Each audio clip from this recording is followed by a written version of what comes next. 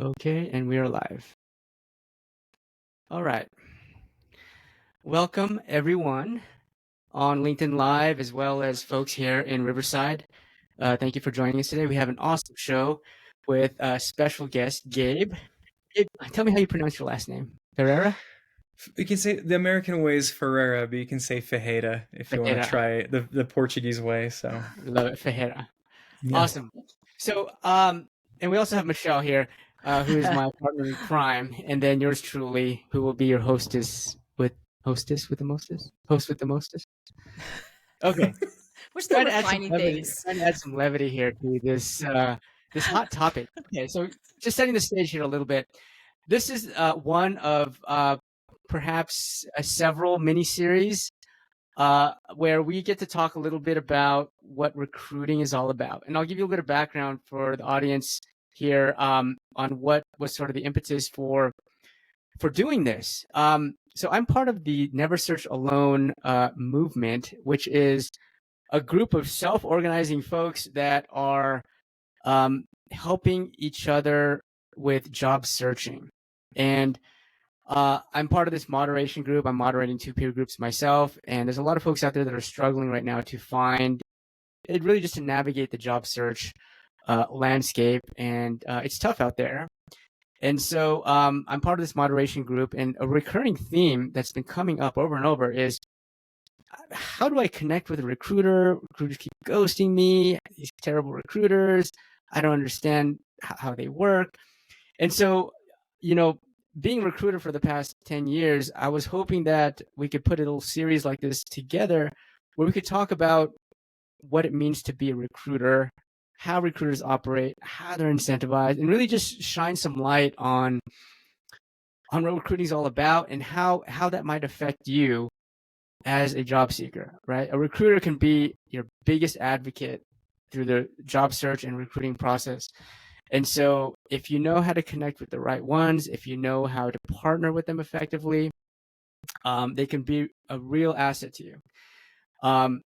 At best, you'll walk away with from this conversation with some insight in terms of that you could directly apply in terms of partnering and really leveraging a relationship with one or more recruiters. At minimum, you'll understand some of the insights and be able to manage your expectations better, right? There's a ton of questions that we have.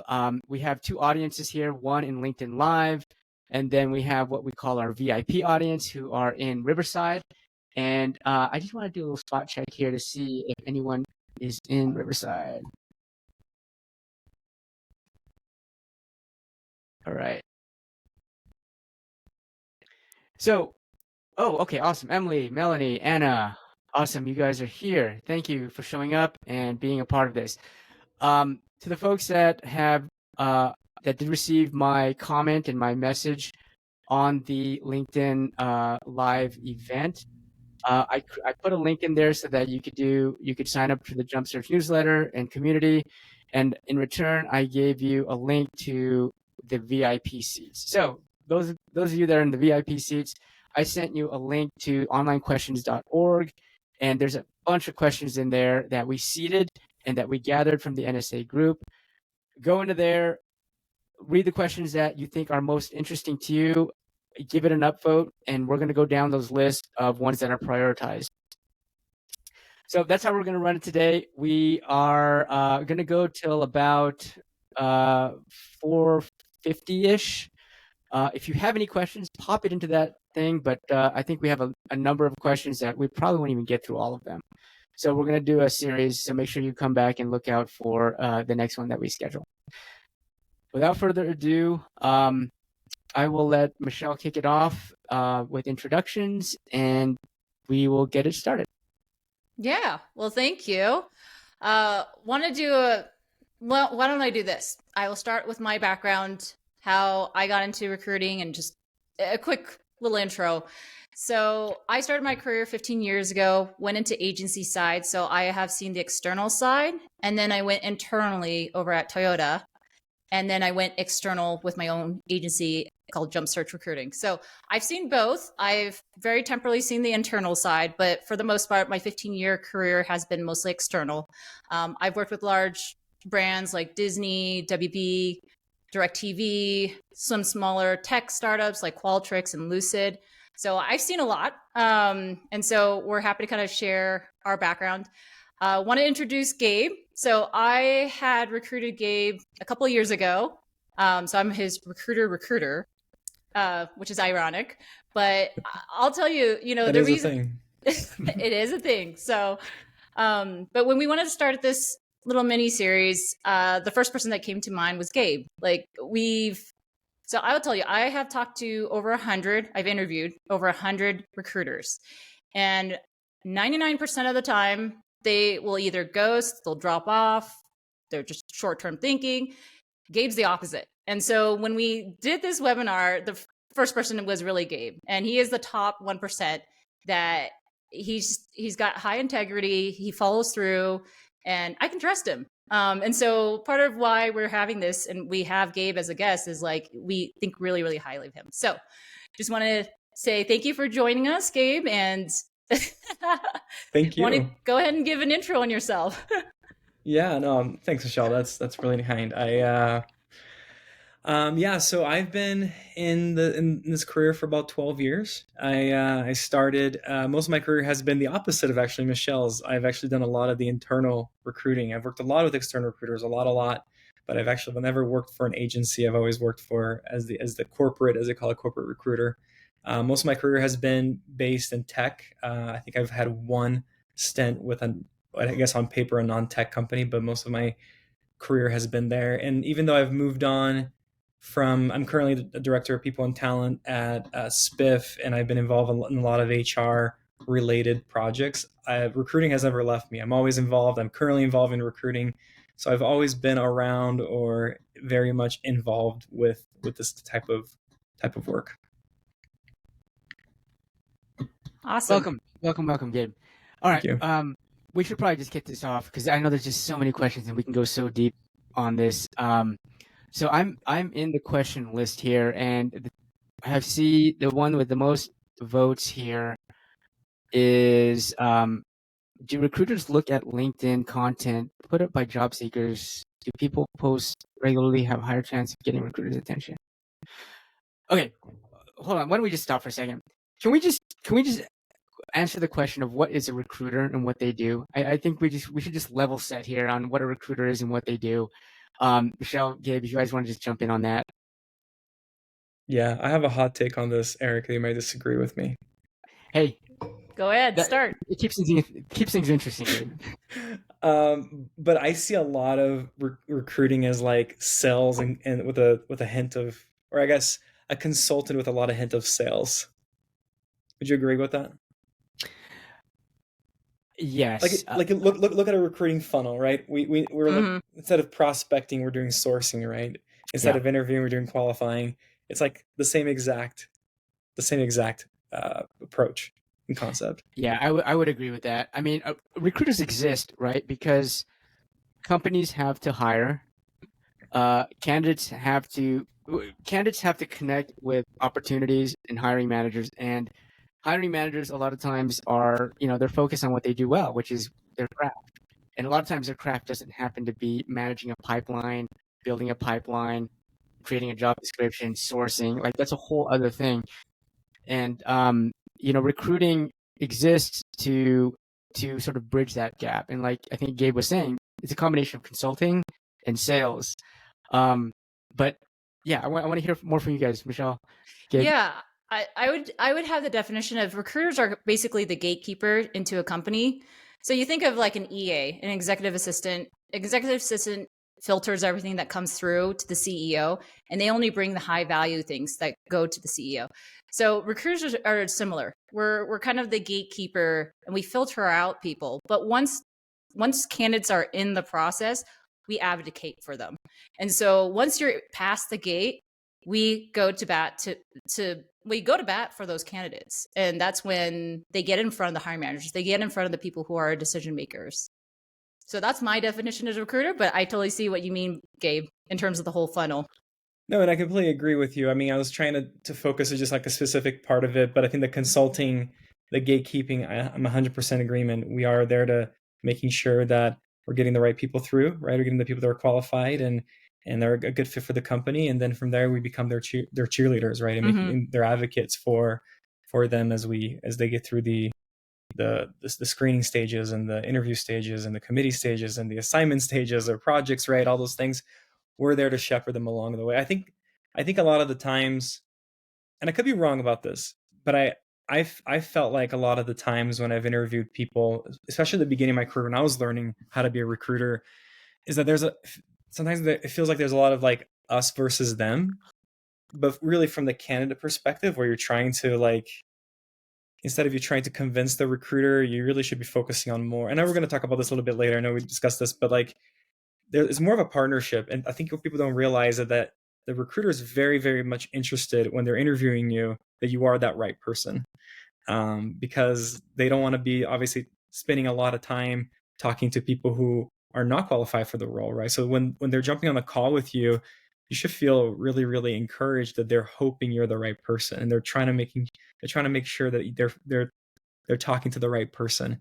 And so I think that should bring a lot of comfort for people. A lot of the interview jitters that people have, I think that if you go into that in mind, like, hey, this recruiter is really hoping I'm the right person, and they're really going to be welcoming. They really want to make sure they want to talk to me. They want to really understand who I am. I think that helps a lot with this mindset that we have, which is a total natural, normal mindset of, oh my gosh, like I'm kind of nervous, or I feel like I'm trying to make this which I'm convincing this gatekeeper, and all those jitters you have about as a recruiter. Now, what's the difference between an internal recruiter and an external recruiter? I'll quickly answer in terms of the external recruiter. So external recruiter, I mean, we are typically incentivized to find the right person, but quickly. And so we do talk to and interview a lot of people. And then that has to go through, once that gets through our gate, then it has to go through the internal recruiter side. So that internal recruiter is going to be on the company side. Yeah, I agree with you, Michelle. I think that I would add that I hope there's not a ton of difference between an internal recruiter and an external recruiter, in the sense that they're both advocating for the candidate. And I'm hoping that it feels like a seamless experience. As an internal recruiter, that's always been a hard thing for me. And we all know that not all recruiters are created equally. That that recruiter is just an extension of the internal team.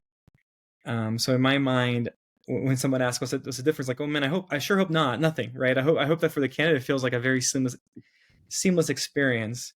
Obviously that there's that logistical structure that I think there's a big difference. And Michelle said that I had nothing else to add there, but I don't think that there shouldn't be any difference in terms of that candidate experience for people. Yeah, ideally, right, there's alignment between the employer and the recruiting employer, the employer recruiter, and the external recruiter. But oftentimes there's different forces there, right? Because a lot of times these external recruiters, yes, they're working for the employer, who they also refer to as the client.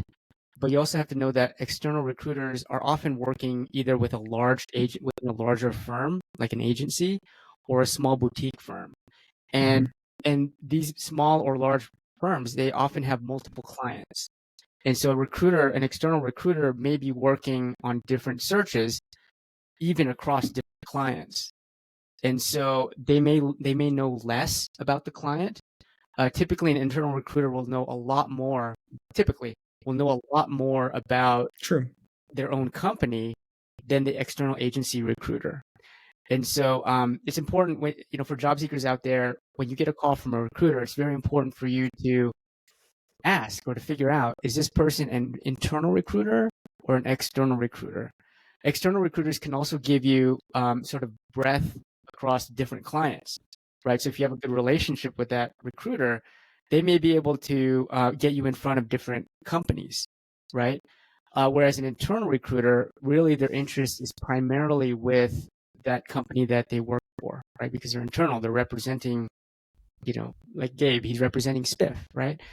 And so, he's probably, correct me if I'm wrong, Gabe, he's probably less likely to shop you with other companies, right? That's Very true. Yeah. internal and external. But I'll put in a point that both external and internal recruiters are equally important.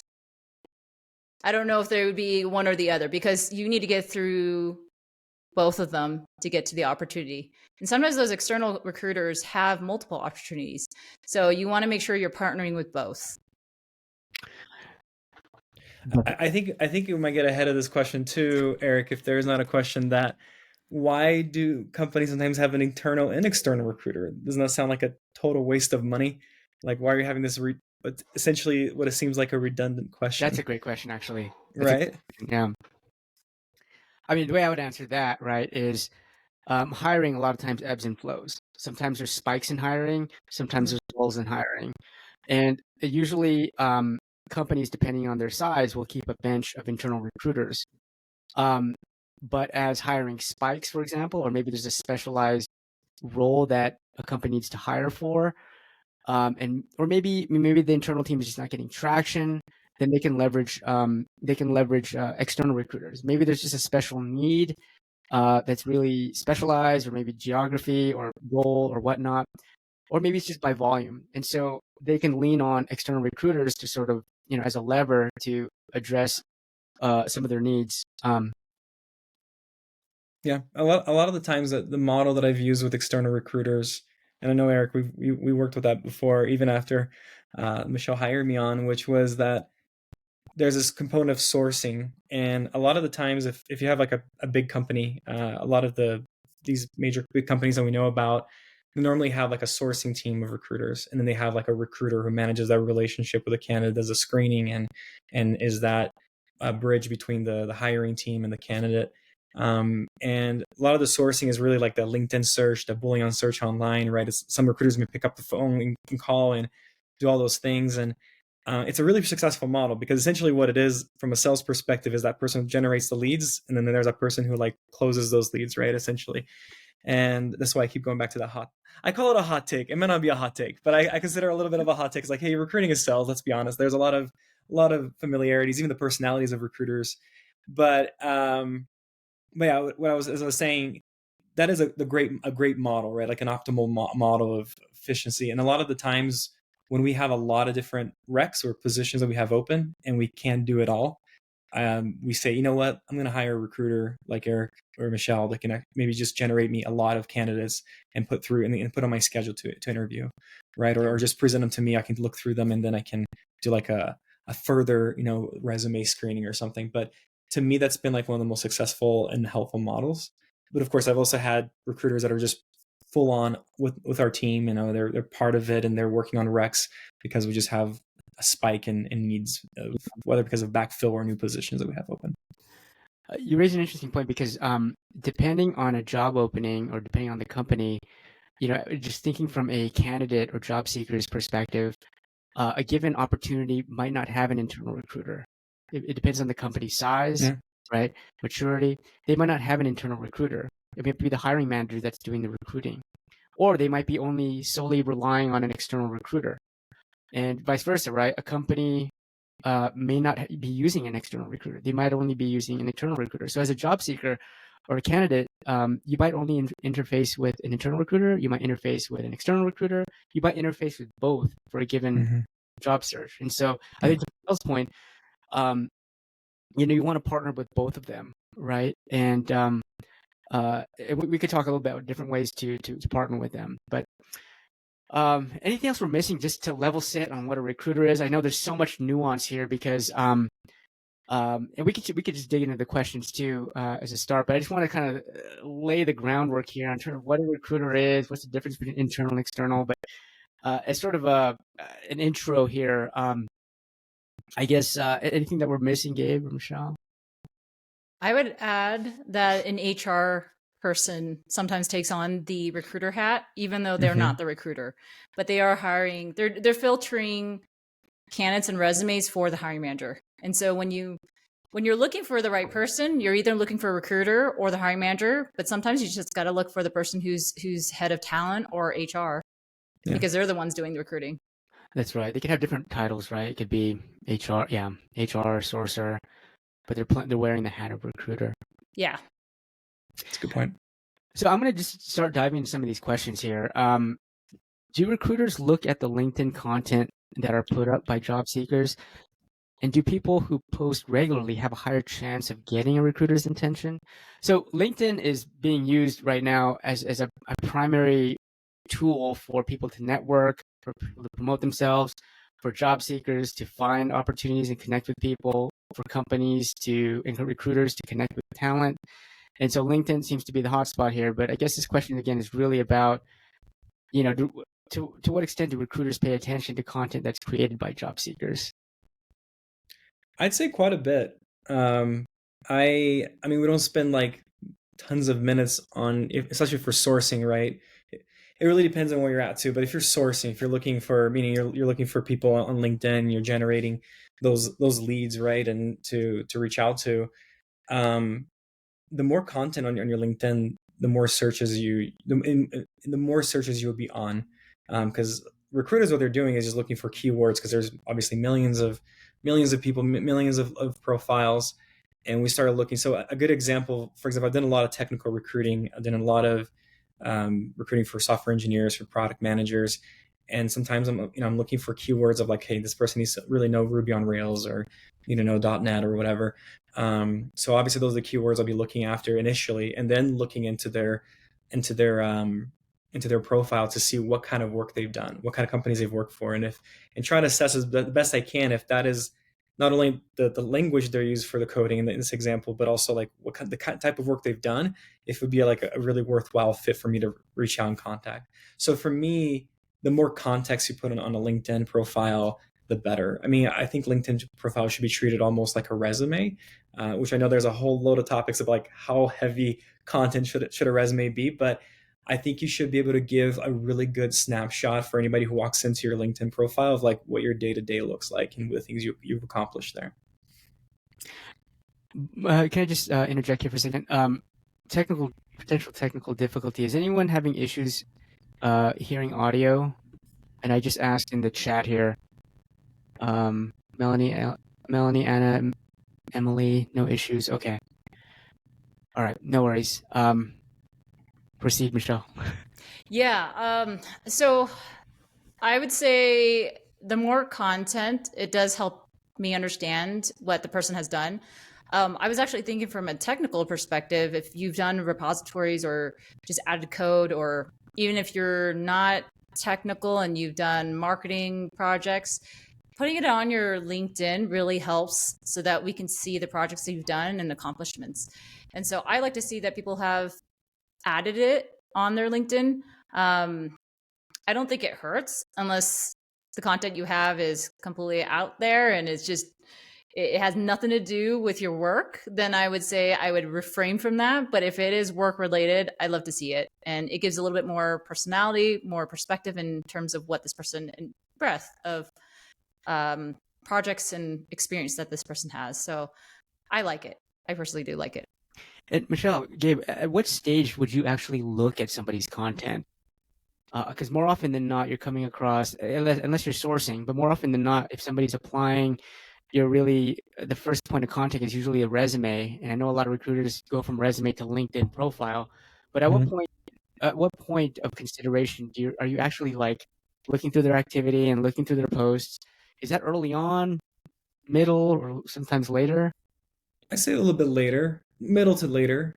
I think for me, going back to my experience, like hiring software engineers, especially, I did spend some time looking at like repos, right? Like their GitHubs or wherever they use. Like if they have something open, take a quick gander of what kind of work, like how active they are. Of course, I'm not a software engineer, so I can't like look into the code and like, oh, this person writes clean code, like.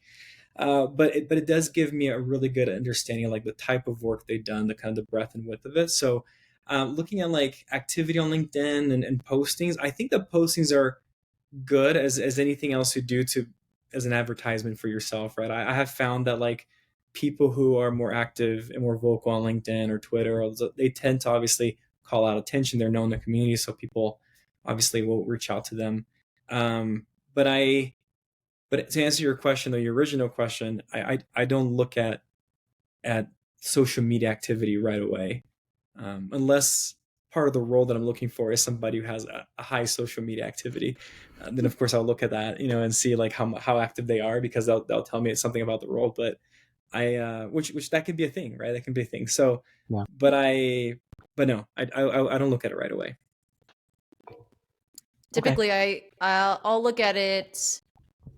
So I typically don't look at their social media, but if it's a hard to fill and I have a hard time getting in front of candidates, then I will take a look at their social media to see what they're talking about. I'll make a reference to it. And that way, because I know candidates get bombarded with emails about opportunities, and this was all last year. But when it was a hot market for candidates, they were getting bombarded. And so for me, I wanted to stand out. I wanted them to know that I'm customizing this message and I'm reaching out. So I would look at their social media before I reached out to them. But I mean, this market now, it's been flipped because it's an employer market. So I don't look at it as much. But once they're in the process, they're a strong candidate.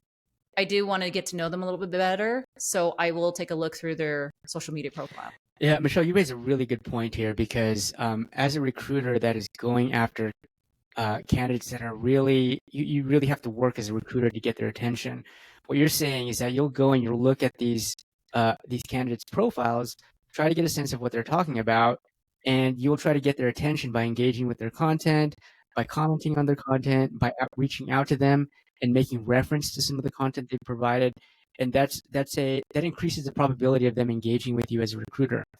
Now, in this market where it's sort of flipped, right, as a job seeker that's struggling to get the attention of a recruiter, struggling to get the attention of a hiring manager, right?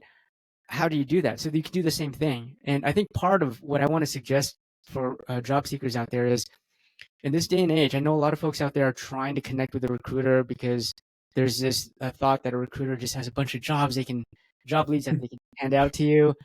That's not always the case, especially right now. And so I think if there's one thing you could take away from this is you very much need to be your own recruiter, right? And one of the things that Michelle just mentioned is, how do you connect with a hot candidate? The same principles can be applied for you as a job seeker that's looking to connect with an elusive hiring manager or an elusive internal or even external recruiter, right? And so there's a lot of ways that you can do that by getting people's attention on LinkedIn and not just doing a cold outreach. Engage with their content. Michelle and I we're spending a lot more time creating content. If you engage with us, it'll put you on our radar, right? And so, anyway, just want to throw that out. I totally agree with that. That's a really good point. I think we have to look at ourselves as networkers, and that's really how, like, I look at my track record of finding jobs. Sometimes it has been because recruiters reached out, but a lot of the times I've also been just because I just been networking with people. I know people and I connect with people and forge a friendship, and who knows, that friendship may not pay off. It sounds awful, right? But like, that friendship won't provide a job right away, but it will in a few years.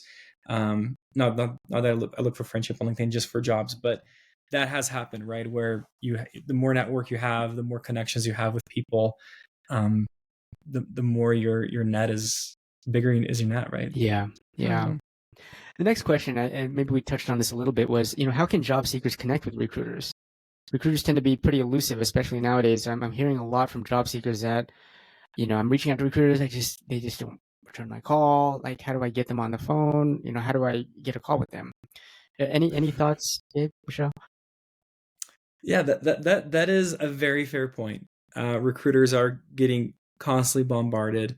Recruiters are constantly getting LinkedIn messages and emails and things like that.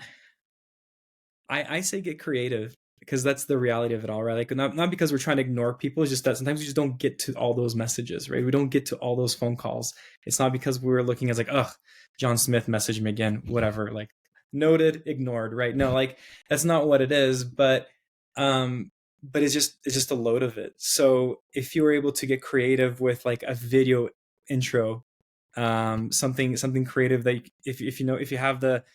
if you have the address of the firm you want to try to get involved with, like, get creative. Send a funny video, send a funny like cookies or something or whatever, right?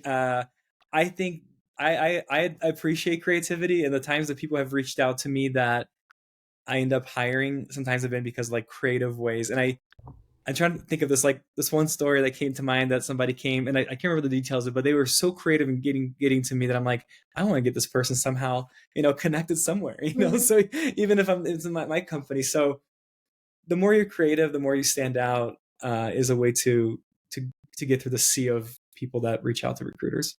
I was going to ask you, what type of things have you seen that were creative? I have one. Right, Gabe. I think that the most creative I've had was somebody like sending a really funny video to me. Like it was, and that's why I use the video as the first thing that came to mind. But I do remember somebody sending me like a video kind of message, and it was really quirky, really funny. And I'm like, let's talk, like this is so funny. This shows your personality. Because in the day, you're hiring personalities, right? Sometimes we focus so much on hard skills, and obviously they're super important, but we tend to forget about the personality aspect of it all. Like, and that's what makes you stand out, is just showing your raw self. And I don't know. I think there's magic there. I know we're gonna be talking more about like this personality relationship with a recruiter. I don't want to get ahead of that, but like there's a lot of personality that I personally admire, and I know that a lot of recruiters in my network really admire and appreciate. It just resonates with people because we're people. Yeah, and luckily nowadays everyone has a phone. Everyone has a video camera on their phone. Yeah, and we can record a quick video of ourselves. So the one that I had is maybe it wasn't a recruiter; it was more of a sales call. But this person sent me a short video of themselves asking for a coffee, a coffee meeting or intro. And you know how at Starbucks they write the name of your name on the thing? Yeah. She showed me her coffee thing, and it had my name on it. It had her name, and then she turned around and was like, "I'd love to have coffee with you," and it had my name. And I was like, "Okay, that's kind of cheesy," but it got my attention. And I was like, "Oh, that's great." I mean, because that's pretty cool. Cheesy as some of these gimmicks are, for the most part, people don't do it. And so, if you were to do something, even as cheesy as it sounds, it will get the attention of folks. So yeah. And you can block out a whole day to do it. Like I could see, if you want to target, let's say 10, 15 companies, just record it, and you can just record 20-second videos and just have the little cup and turn it around your name and then X company. But I was going to actually, to Gabe's point about, recruiters not intentionally ignoring candidates, I think we can kind of give a little bit of perspective. I want to take a step back in terms of, what it looks like in the shoes of a recruiter, because typically recruiters have 10 to 20 recs that they're handling. And you think about each rec has between, let's say, 4 to 8 candidates that we have in the pipeline. A rec being a requisition. Requisition. So you take 10 openings, times it by 4 candidates. That's 40 candidates we're maintaining at a time. And that doesn't include all the people we rejected. So it's a huge load. On the external side, I do my best to get to everybody, but it's just really hard. And, I try to systemize it so at least everybody gets a reject, or I'm keeping in touch with them. But I just want to give it a little perspective in terms of what recruiters are going through, both on the internal and external side. No, for sure. And I just want to say the same thing, Michelle. I think sometimes we are a little bit labeled as like cold. It's like, oh, of course, you have the keys of the kingdom, essentially, because you have this upper hand of, you're the one looking for, you have the job open. But it's not that we're ignoring people. I know that I've ignored a lot of people in my lifetime, and it's simply because, like through LinkedIn and things, and simply because I'm just flooded with people and I can't get to them, right? And that's simply what it is, right? And I have pressures from the business asking me to fill this position, and I just can't get to. I wish I could. I really do. I really mean that. Because at the end of the day, we're human beings, right? And we understand what that feels like. We've always been on that. All of us have been on that side at one point, where looking for a new opportunity, being interviewed ourselves. So we get it. And I think that's one of the things that I try to do during interviews, especially during screens, is like say, hey, I've been there. Like, I understand what that feels like. Let's like dispel some of this myth of nervousness. Let's just talk and have a conversation. We're both two humans here.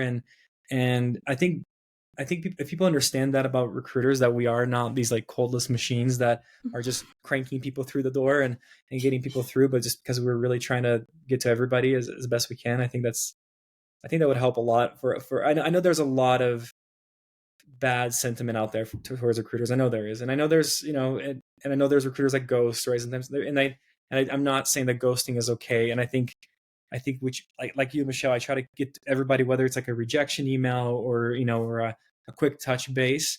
Have I ever ghosted people? Probably. Didn't mean to, but like someone maybe slipped through the process there. But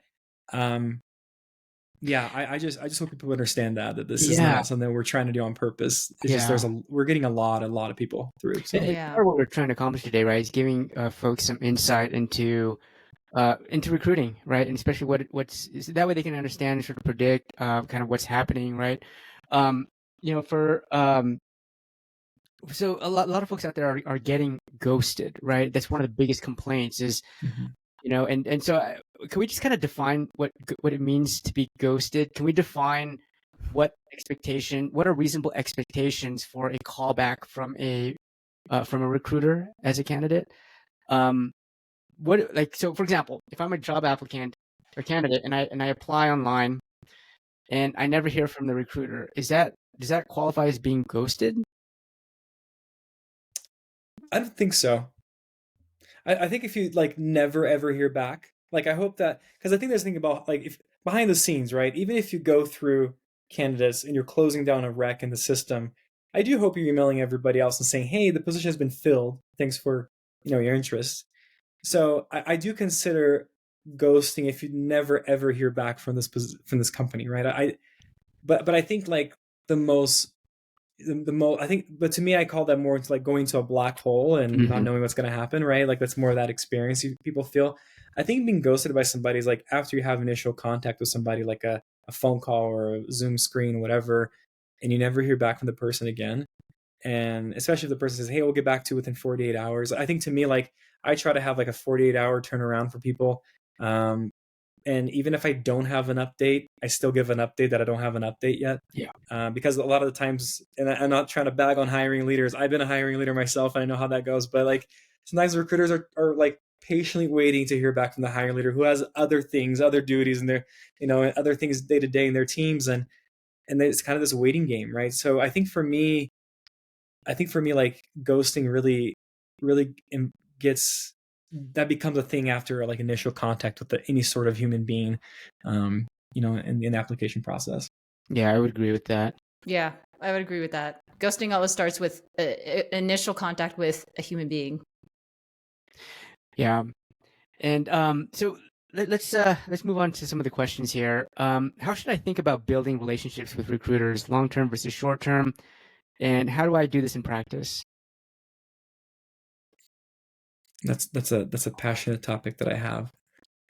I and we talked a little bit about this, right? As we're prepping for this, but I think that I have a psychology background, so I always tend to fall towards that. And some people may have already rolled their eyes as I said that, so I apologize for those people. But I really do think that people need to approach everybody from a very basic human perspective. I'm not sure about you, Michelle, and please, you can say no, Gabe, I didn't feel that way. But when I've worked with recruiters to try to get jobs, and I'm not doing this to be manipulative. That's just how it helps me calm down when I'm talking to people, and this is my style. I try to get to people on a very human level. So when I reach out to Michelle for this opportunity, right, that we worked with, I really want to just get to know Michelle and her understand that I'm a human being, that she's a human being, that we're just two humans trying to be successful in this world, right? And it sounds kind of funny the way I'm saying it, but really those are the concepts for me that I feel like it helps you stand out with a recruiter when they feel that human connection with you. Whether and you don't have to fabricate a human connection. It's just you being human and having a very raw and normal conversation and you being yourself. And I've known times when I was okay, I'm for sure getting this job, is the times that I felt that connection with a recruiter. And I felt like because I showed that, the recruiter liked me, then the recruiter becomes a huge advocate for me. And that becomes that gets influenced in the interview process. Of course, there's a hard skills aspect of it that people still need to consider, but clearing that bar, I think that human psychological connections, that we're just two people and we have these jobs and no one's more important than the other, is just that we're trying to get this through, and we're trying to get this position filled, I think it's like a really good way to disarm yourself and disarm the person. I hope it made sense. I have a lot of passion about this specific like topic of forging a partnership with a recruiter instead of just being a me versus you type of approach. Yeah. I was going to say that, my favorite candidates I've worked with have been the ones that I've gotten to know personally. So Gabe, you're one of them, but the ones that I know a lot about them, but I also they stay in touch, I stay in touch, and there is a long-term partnership that exists. And I think it does come down to the core of a human connection, because the ones I would say the ones that I've worked with, and sometimes it's across all the spans, but I think there's some engineers or technical folks, and they just don't talk about themselves. They don't want to share anything about themselves. And then they also, when I ask about their interview process or who they're talking to, they don't want to share anything. And so it gets really hard to get to know them. And they're kind of secondary, third. They're at the very bottom of the list. So if you have somebody who's super personable, that is open, is sharing things, I tend to gravitate towards those candidates, and it's easier for me to partner with them than for the ones that just don't want to share anything. They don't want to share what they're making, what their salary expectations are. Like, they're just closed. And so there is that contrast. This segues into an interesting question, because there's a portion of folks out there that are working with recruiters, or at some point they'll work with recruiters, but maybe they just don't entirely know how it works, or what should I share with the recruiter versus what do I not share. And how do I know that I can trust a recruiter? Are they going to use that information against me? If I tell them that I have 5 kids, will they hold that against me? How do I know as a candidate what I share and what I don't share, and how transparent I should be or shouldn't be? I think whatever you share, you should probably have a lot of context as to why you're sharing that. So an example, right? Like if I, oh man, the idea totally escaped. Hold on a second. Give me a second. So for example, like, I don't know, the 5 kids thing, I'm not sure if it really matters that much, but whatever for example, if a recruiter asks you like, hey, if I asked your boss right now what your biggest weakness is, and you, what would that person be like? I think you should be honest about that. I think recruiters appreciate that. And I think, again, the human connection, right? You can kind of sense the BS and when it's not BS, right? And if I say, well, they would really say I'm a really hard person to work with. And if you just full stop at that, yeah, that's like a huge red flag. But if you give some context and like the behind the scenes of that conversation, I've given like, in interviews, I've done things like that before, but I made sure I gave like the context behind it. So I'm not leaving the person to interpret all what I said, but I'm giving the interpretation with that context. I think that's the best way to approach that. And I would say that, Michelle, one thing you mentioned about like, sorry, so I'm going to digress for just a second here, but like when you mentioned about like, personality showing this, I don't think it necessarily means you have to have charisma. I think that because not everybody is as charismatic as the other people, but it's about you being honest and raw. There's an endearing quality. I've hired somebody before that actually, one of the best experiences I've ever had was we've hired somebody who, honestly, like, if you would meet with them, they would like, they're the most awkward, uncomfortable person ever. But we did work sessions together. We worked this person, and we saw they're gonna be really great, and it turned out to be amazing. And I think there's a whole other topic about like what kind of interviews companies should be doing. I'm a big firm believer of like work sessions and a project working together, so you can't BS through that. Like, there's a human element connection there, but aside from that, I feel like, because some people here in the audience may say, well, I'm not that charismatic. I'm an introvert, right? Like, I'm just not that kind of person. And not that all introverts are charismatic. Are uncharismatic. Just put the record clear. I'm not saying introverts are uncharismatic, but I know sometimes I have introvert friends who come across sometimes as uncharismatic. But it's really about you just making that connection, right? As much as you can. I don't think you need to be charming or eloquent or anything like that. I think you just need to be you, and you need to be communicative and transcend that communication through every aspect of that physical and non-physical, speaking that you have with people. Yeah. I'm going to say that, Gabe, I think what I hear is to be authentic. authentic.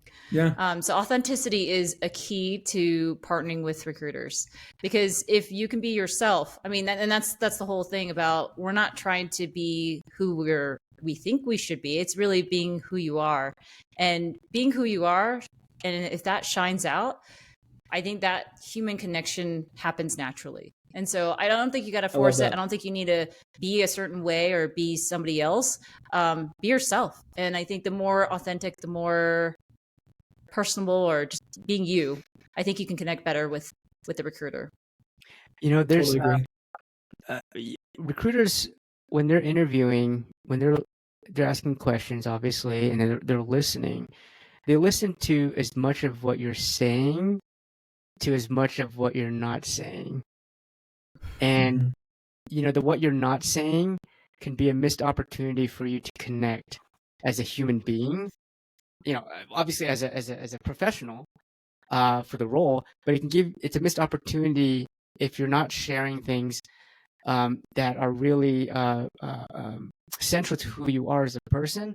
If you're not sharing some of these things, it could be a missed opportunity for you to connect with that recruiter or hiring manager on a more personal level. And so, and also recruiters have they're able to really tell when people are trying to project a certain image.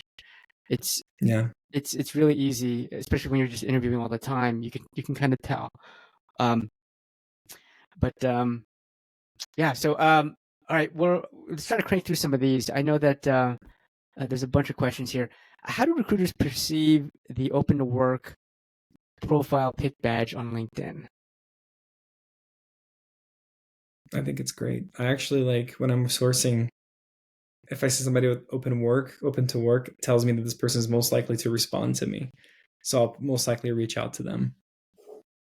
I don't think it's like, if it makes you feel desperate or anything like that. I don't know. You might have a different hot take here, Eric, but I don't see that as a sign of desperation. I think I actually find that, for me, when I'm sourcing, it's really, especially because LinkedIn actually does allow you to filter people like has open to work and not open to work, if you want to just get to those people first. And to me, like, finding somebody who's open to work helps me realize, like, oh, I'm probably going to get a response from this person if they're still unless they forgot to update their profile again. Michelle, no, same here. On the external side, having that badge is really helpful to hone in on the people that are going to be responsive. And for us, that's important, because as a recruiter, we don't want to waste time with people that are not going to be responsive. So we do go first to the people who say they're open to opportunities and have that badge. I guess the other flip side I could say is that if you have that badge, some people, it may look like they're desperate. I think the only time I would probably be a little bit wary is if they've been out in the market for months, like almost a year. That gets a little bit tough. It does. But what if there's, let me push on that a little bit. But what if it's like a hard, economic market like this one? I think we hear a lot of stories, right, of people who are trying to find work, but companies are not hiring. So unfortunately, there's a lot of people in my network that I feel like they've been applying for a lot of jobs. They're trying to, and they just haven't found the job. Like, what's your take there, Michelle? I'm just curious. Yeah, I mean, and I'm not questioning you. I'm just like curious, like, where you're coming from, because I found like in this market, it's becoming more and more of a normal thing of people being open to work for 6 to 9 months. Yeah, it is starting to become normal. And so, I give them grace because of the hard economic market right now. So there's definitely more grace. If it were any other normal market, it wouldn't be. So it'd be a little bit different.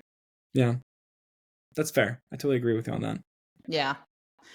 And I think Eric dropped out maybe from technical issues, but I was going to ask, there is one question that one of our audience members had, and her name's Dilhan. She asked, when applying for a job on LinkedIn, is it welcome to directly message the hiring manager, or is it perceived as a nuisance? That's a really hard question to answer, because I can't speak for all hiring leaders out there. Because I think I have heard hiring leaders saying it's a nuisance and it's annoying.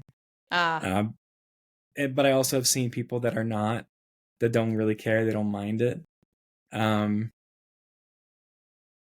my advice there is do it anyway, because that whatever is going to increase your chance of getting there, go for it. As long as you're not like peppering the person like every 3 hours, for an update on it. But I think that most often than not, I think people are not going to be bothered about that. You may not get a response though, because there might be other people doing that. But I think that you should do anything that increases, obviously that is legal and ethical, but you should do anything that is like that increases your chance of getting in front of somebody. I think that to me is fair game. And what about as a recruiter? It sounds like that would that apply too?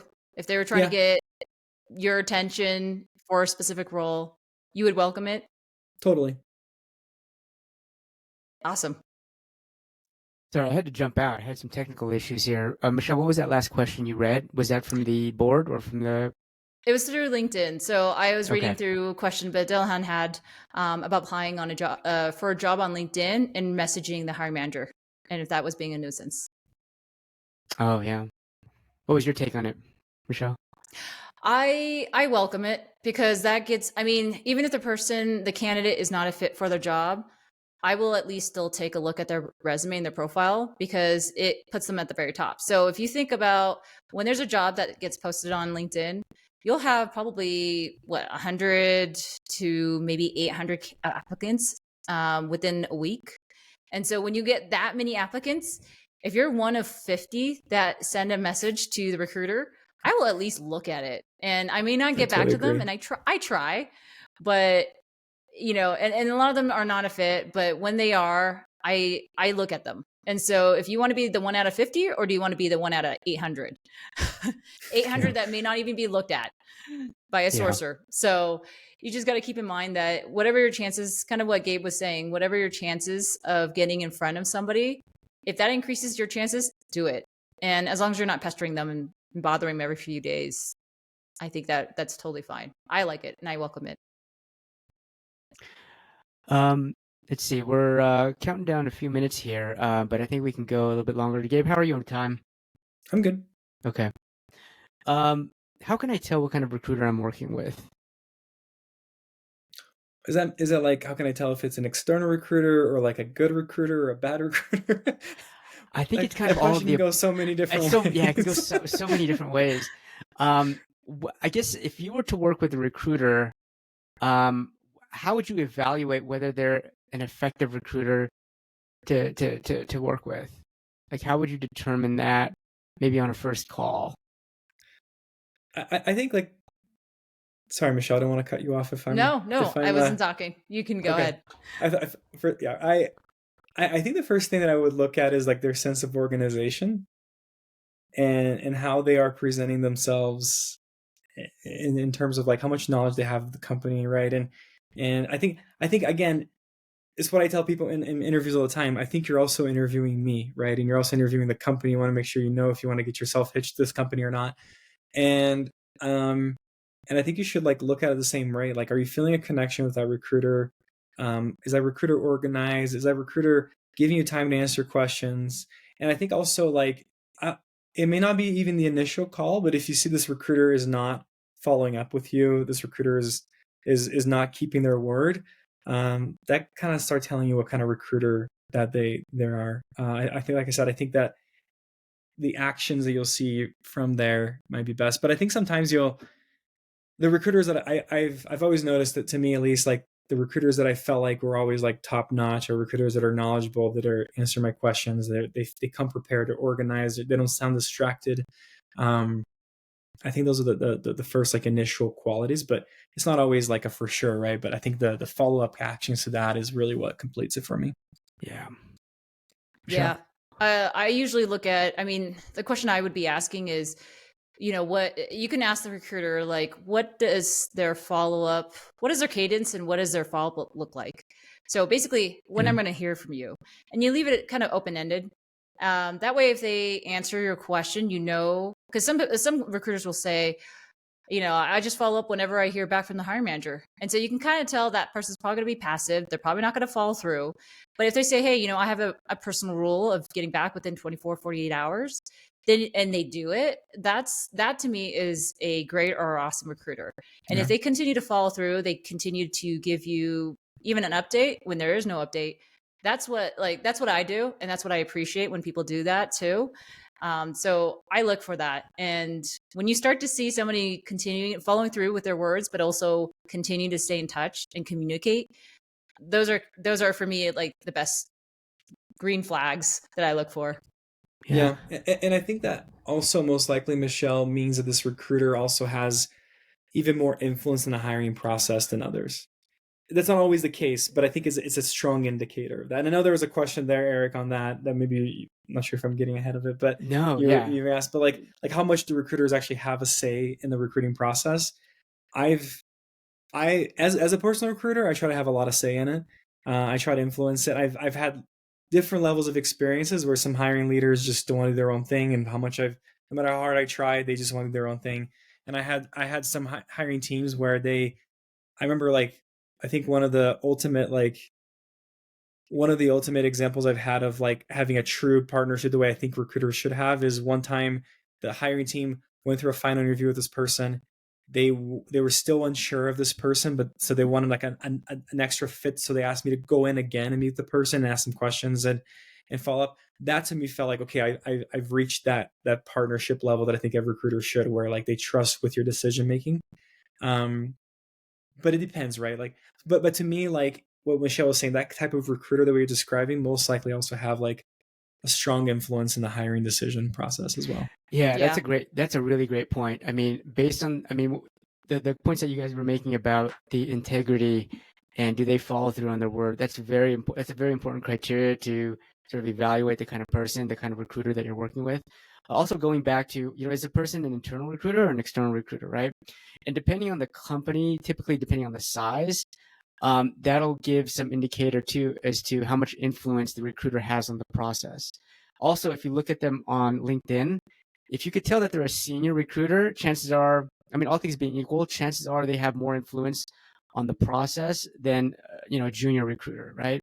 But recruiters that have influence on the process and have a direct line of sight and communication with the hiring authority, they are the kind of recruiter that you really want to, not to say you don't want to develop relationships with the other kind of recruiter, but this kind of recruiter is someone that will have influence and say over you as a candidate, right? And so some external recruiters, they don't have any line of sight to the hiring manager. Mm-hmm. And so they don't really know firsthand what the hiring authority or even, the committee or the decision makers are really looking for. So some external recruiters are only recruiting based on a job description. And so it's good to know that because they don't have all the nuance about what the team is looking for. But some external recruiters have complete line of sight to the entire hiring team. And so they know the different personalities. They know what each person is looking for. They know, the folks that have been through interviews with these folks for the same position and what they like and don't like about a given candidate. And so to the extent that you can to the extent that you can identify the right recruiter and the amount of influence they have, and to the extent that you can partner with those folks, they can be a huge advocate and influence your search and your candidacy very much. They can influence very much. So I was going to add in a really quick short story here. So as an external recruiter, you can either have no influence on the interview process, or you can have a very strong influence in the interview process. So, us at Job Search, like we have a very strong influence on our clients.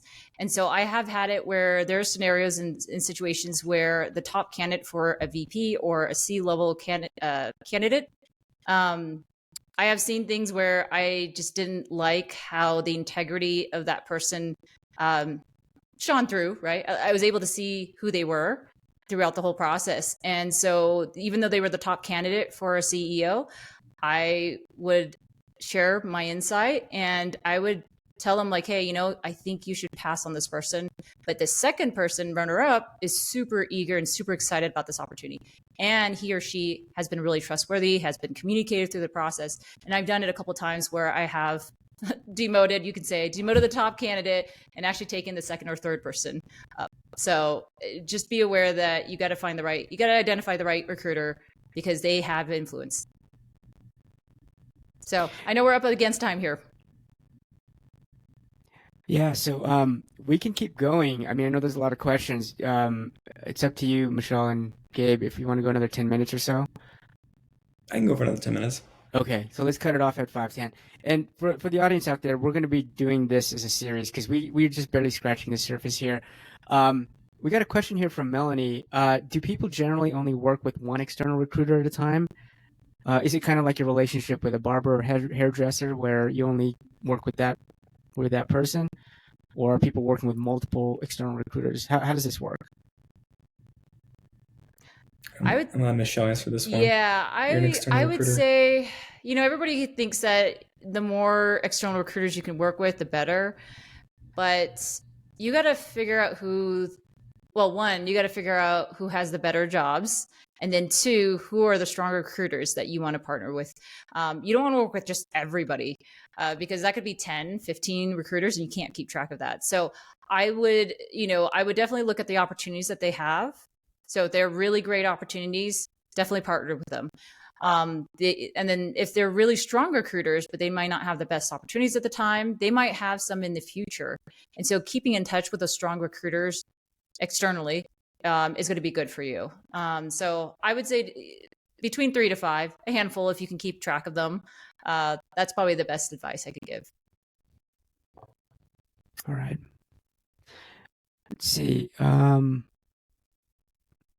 How do external recruiters make money, and what are the different engagement models, and why is this important? Why is it important to me as a candidate? That's a good question. So on the external side, recruiters are incentivized to fill as soon as possible. So they are trying to find the right candidates quickly. And so kind of what Gabe was saying was, you want to you're hoping that each call, that person is the one or one of the top ones that you're going to present to the client. So, in terms of how that's important, just keep in mind that recruiters, the ultimate client is the company that is paying because they're the one who's paying the bills.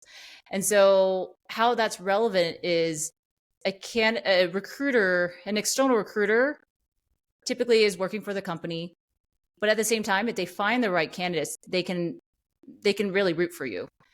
So I'm not sure if I'm answering the question really well here, but Eric, you can kind of chime in terms of what you've seen on the external side. Yeah, ultimately, external recruiters are getting paid by the companies, or also known as clients, right? And these companies engage external recruiters so that they can help them find the right talent. There's different engagement models. You might have heard of this before, but it's contingency, retained, and contract. And the dynamic is slightly different. Contingency recruiters tend to work with a lot of different clients simultaneously, and they'll take candidates and they'll submit them to different jobs. So if you're working with someone that is primarily a contingency recruiter, they might be able to give you sort of a broad exposure to a number of different clients. Retained recruiters tend to be what's happening is they're already paid up front to do a search. And so they tend to have deeper relationships with the clients. And so talking about influence, which we were just talking about a minute ago, retained recruiters tend to have more influence and line of sight to the decision makers, whereas contingency often less so. Contingency, they're often working from a job description, and so they have less line of sight to the decision makers and likely less influence relative to retained recruiters.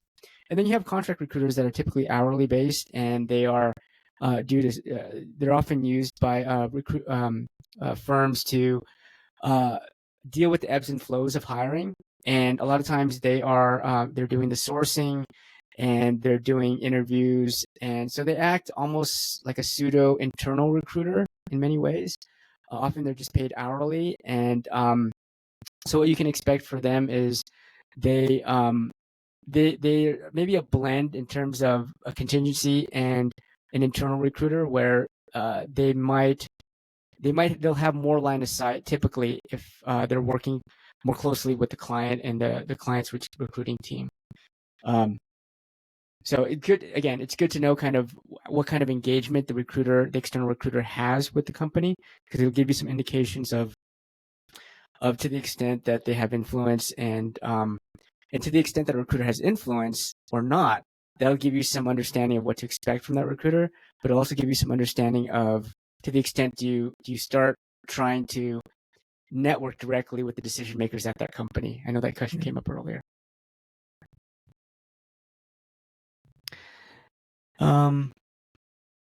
Let's see.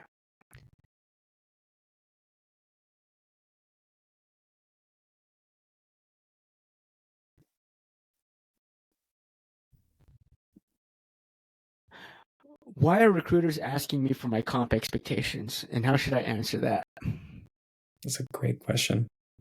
The main reason really is I actually love to talk about this topic because it is one of the main things I like to talk about right in the first interview, and I explicitly say it's really because I want to make sure that you're within the budget range that we have open, for this role. I don't ask where they're currently at because I don't want them to feel like, oh, okay, we can get this person for cheaper, right? Even below our budget. That's not the right way. Plus, companies won't do that because it just messes their internal equity of comp anyway. I'm glad there's been a lot of laws now in a lot of different places where you can't just do that anymore. But the reason why we ask for comp expectations is because I don't want to take you through the entire process and then we want to make you an offer and then we talk about comp expectations and we realize that this has been off this entire time and that becomes like a non-starter, right? And then you just wasted your own time interviewing. You could have used that time for interviewing other companies, and obviously candidly the company also used a lot of that time for taking you through all the process. So really, like, the reason we ask comp expectations, we want to understand primarily what's important to you, and also obviously we understand if this fits within our budget. Yeah, that's probably the biggest thing, is just you don't want to waste your time down the line to find out that comp expectations are completely off. I think one thing, if comp is not discussed in the first conversation, as a candidate, you should ask. Mm-hmm. And you don't want to ask up front. I would not, if you start the conversation and the recruiter is saying, hey, do you have any questions for me? And the first question out of your mouth is, oh, what is the salary range?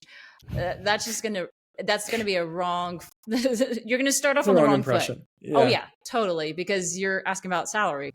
But I would, at the end of the conversation, if you had a really great conversation, ask the recruiter, just say, hey, I don't typically talk about, the salary range, but I just want to make sure that we're in line.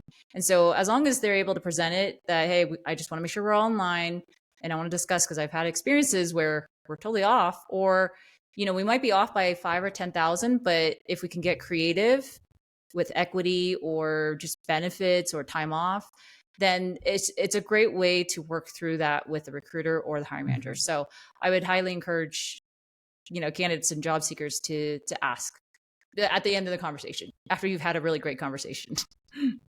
Totally agree. And I don't think a recruiter ever be upset. And it's not a tacky thing to talk about comp. Because at the end of the day, we love our jobs, we love our careers, but we're also not doing charity work, right? That's just what it is, right? We're not doing nonprofit. We all need to pay our bills and do those sorts of things. So it's important that it should never be like a taboo topic, because that's really why we come to work. That's one of the main reasons, right? Because we want to hopefully love your job, but I think also because you want to grow financially. Yeah.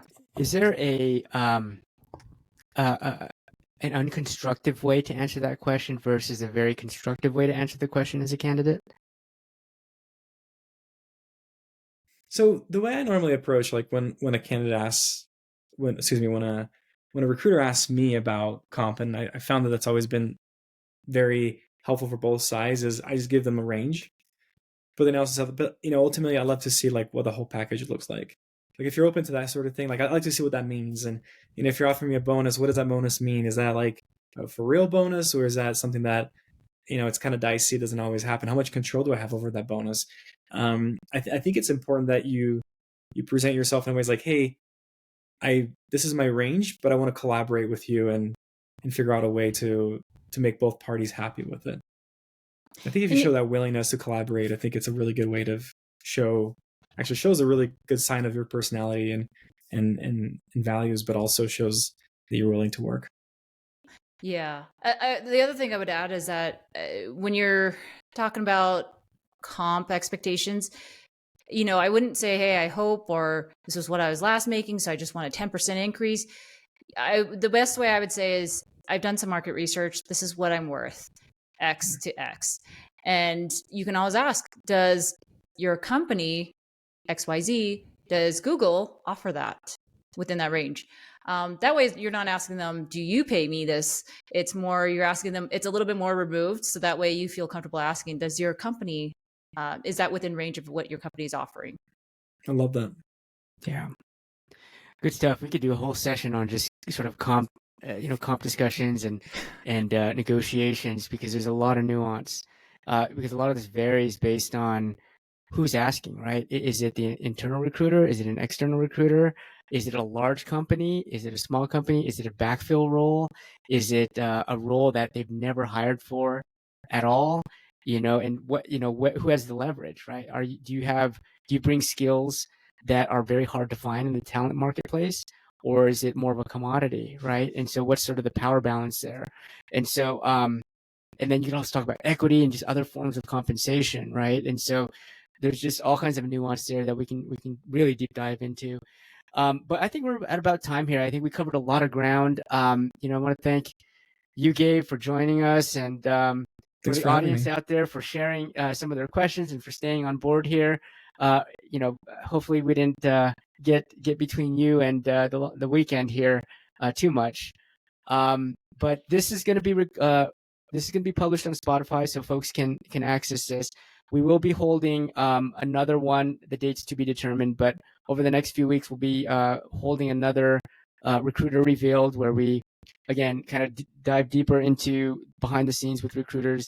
That way, you as job seekers can partner more effectively, manage your expectations more effectively, and ultimately, put a recruiter to work for you as you look to transition into your next opportunity. So thank you, everyone. Have a great weekend. And if you want to connect with Gabe, we will drop his profile into the LinkedIn Live. And it's also on the event there. And we'll add some show notes to the Spotify episode once we publish it. And we appreciate all of you. Gabe, Michelle, any sort of parting words? I just want to say thanks for having me again. This is a really fun topic. And yes, please reach out to me on LinkedIn. Happy to connect. I am happy to provide any advice or more help that you need. Awesome. Thank you so much, Gabe. Thank you. Thank you, everyone. Have a great weekend. Bye-bye.